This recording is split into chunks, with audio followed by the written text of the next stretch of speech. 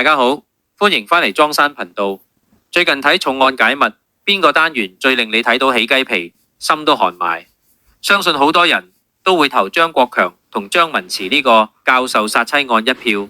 最後張文慈仲要俾保鮮紙由頭包到落腳，真係睇到人心都寒埋。今日我哋就嚟睇下呢位昔日嘅亞洲小姐、性感小魔女點樣憑住呢個悲劇角色再度演技大爆發。講起張文慈 Pinky， 只要係資深港劇迷，一定會諗起90年代亞洲電視 ATV 嘅全盛時期。1996年選美出身嘅 Pinky， 憑住一副魔鬼身材同埋帶少少野性嘅外表，一出道就憑住樣貌身材完美嘅級數，好快就成為亞視嘅當家花旦。佢喺亞視神劇《我和僵屍有個約會》飾演金未來，佢呢個角色到依家喺大陸仲好多人記得。後嚟佢進軍影壇，拍過《強姦3》等幾部非常轟動嘅經典3級片。雖然被封為全港男士嘅性感尤物，但 Pinky 當時有一個好出名嘅原則，就係堅持3點不露，靠氣質同本錢一樣紅。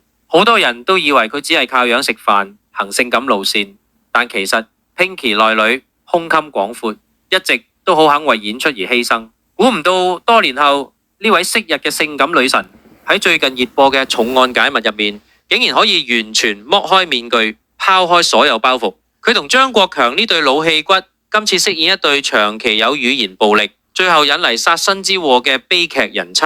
為咗追求最真實嘅畫面，張文慈喺劇入面俾張國強用保鮮紙由頭包到落腳。Pinky 事後都話，當時真係差啲透唔到氣，差啲冇命。佢將角色死前嗰種驚恐無助同掙扎演到入木三分，真係令人寫個服字。網民都大讚佢今次真係演得夠癲，演技簡直係大器晚成，直逼視後級數。除咗張文慈演得夠瘋狂，呢個單元之所以咁爆，亦因為現實中嘅原型案件港大教授張其中殺妻案實在太過匪夷所思。一個斯斯文文受人尊敬嘅大學教授，到底經歷咗咩心理扭曲，先會對同床共枕幾十年嘅枕邊人痛下殺手，仲要將條屍塞落木箱收埋喺辦公室。劇集完美還原咗兩夫妻之間嗰種令人窒息嘅壓迫感。張文慈用實力證明咗，只要肯搏肯捱，撕低性感標籤只係時間問題。